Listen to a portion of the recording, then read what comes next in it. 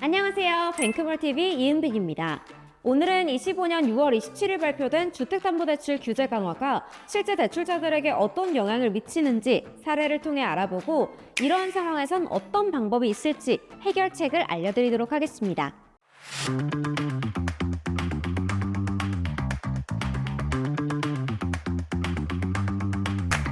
대출 규제 강화? 나랑 상관없는 얘기 아니야? 많은 분들이 이렇게 생각하실 텐데요. 오늘 소개해드릴 사례를 들어보면 생각이 달라지실 겁니다. 첫 번째 사례입니다. A씨 부부는 내 집 마련을 위해 서울 외곽의 아파트를 보고 있었습니다. 그런데 이번 규제로 인해 주담대 만기가 기존 40년, 50년에서 30년으로 축소됐죠.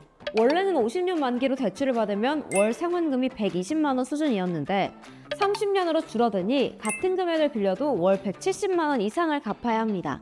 즉, 대출 총액은 같지만 월 상환 부담이 40% 가까이 늘어난 거죠. 결국 A씨 부부는 아파트 계약을 잠시 미루기로 했습니다. 요즘 이러한 분들이 정말 많죠. 열심히 돈을 모아서 내 집 마련을 하려고 했지만 너무나 커진 원리금 부담으로 생계가 걱정돼서 주택 구매를 포기하는 분들이 계십니다. 이러한 분들께 좋은 방법이 있는데요. 특정 금융사에서는 만기 지정 상환 방식이라는 것을 사용합니다.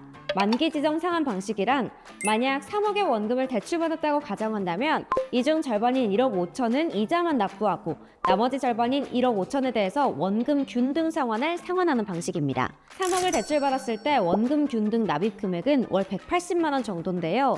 이와 같은 방법을 이용한다면 140만 원 정도로 40만 원이 넘는 납부 금액을 줄일 수 있습니다. 물론 거치기간이라는 이자만 납부하는 기간을 두는 것도 가능합니다만 현재 정부 규제상 주택 구입자금으로 받는 대출의 거치기간은 1년으로 제한이 되고 있고요. 높게는 0.3% 정도의 금리가 올라가게 됩니다. 그러니 거치보다는 만기 지정 상환 방식을 사용하는 것이 더 좋겠죠? 두 번째 사례입니다. 전세를 놓았던 집의 만기를 앞둔 B씨는 세입자 퇴거 자금을 알아보고 있었습니다. 그런데 주거래로 이용하고 있는 은행을 가보니 627 부동산 대책 이후로 대출 금액이 1억까지만 나온다는 얘기를 듣고 걱정이 퇴산이 됐죠. 다른 세입자를 구하려고 해도 같은 날로 맞춰야 기존 세입자에게 보증금을 돌려줄 텐데 다음 세입자와 날짜를 맞추는 것이 정말 쉽지 않게 됐습니다. 집을 팔아야 하나 걱정하며 한숨만 늘어갑니다. 세입자 퇴거를 앞두고 걱정하시는 분들 참 많으실 텐데요. 너무 걱정하지 않으셔도 됩니다. 627 부동산 대책이 발표됐고 이후 전세 퇴거 자금에 대한 문제점이 지적되면서 후속 조치가 발표됐습니다. 규제 발표 이전에 잔금을 치렀고 전세 계약한 주택에 대해서는 종전 규제를 적용합니다. 즉, 1억을 초과하는 금액도 대출이 가능하다는 거죠. 하지만 이 예외 규정을 금융사마다 다르게 해석하고 있습니다. B씨가 방문한 은행처럼 예외 규정을 적용하지 않아서 1억까지만 가능한 은행도 있지만 예외 적용을 받을 수 있는 곳도 있죠. 현재까지는 7곳 이상의 금융사에서 세입자 퇴거자금을 1억 초과로 받을 수 있습니다. 뱅크몰에서 다양한 퇴거자금 상품도 있으니까요. 꼭 알아보시기 바랄게요. 세 번째 사례입니다. 더 넓은 집으로 이사를 계획 중인 C씨. C씨는 1주택자로 더 넓은 집으로 갈아타기를 준비 중이었습니다. 그런데 이번 규제 이후 최장 만기가 30년으로 축소돼서 안 그래도 DSR이 빠듯해졌는데 스트레스 DSR도 3단계로 강화되고 생각했던 것만큼 갈아타기가 쉽지 않게 됐습니다. 고려하고 있던 집보다 한 단계 더 낮은 가격대의 주택을 선택해야 하나 고민인 C씨는 어떻게 해야 될까요?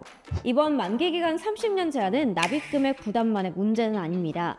납입 원리금이 늘어나면서 DSR 비율이 상승하게 되는데요. 여기에 더해서 올해 7월부터 스트레스 DSR 3단계가 적용되니 대출 금액은 정말 많이 줄어들게 됐죠. 정부는 가계부채 증가를 막기 위한 조치라고 설명하지만 실수요자 입장에서는 내 집 마련의 문턱이 더 높아졌습니다. 물론 C씨에게도 방법은 있습니다.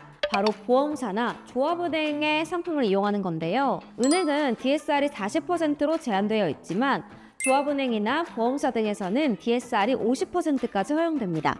즉, 같은 소득으로도 더 많은 금액을 받을 수 있는 거죠. 금리 또한 은행과 큰 차이가 나지 않거나 특판을 잘 잡을 경우에는 은행보다도 더 낮은 금리를 받을 수 있습니다. 오늘은 여러 사례를 통해 곤란한 분들에게 해결책을 제시해드렸는데요. 많은 도움이 되셨을까요? 오늘처럼 앞으로도 저희 뱅크몰TV에서는 주택담보대출 관련 규제와 정책 변화를 자세히 알려드리겠습니다. 해결 방법도 알려드릴게요. 오늘 영상이 도움이 되셨다면 구독과 좋아요 부탁드리고요. 그럼 다음에 만나요. 찐빵!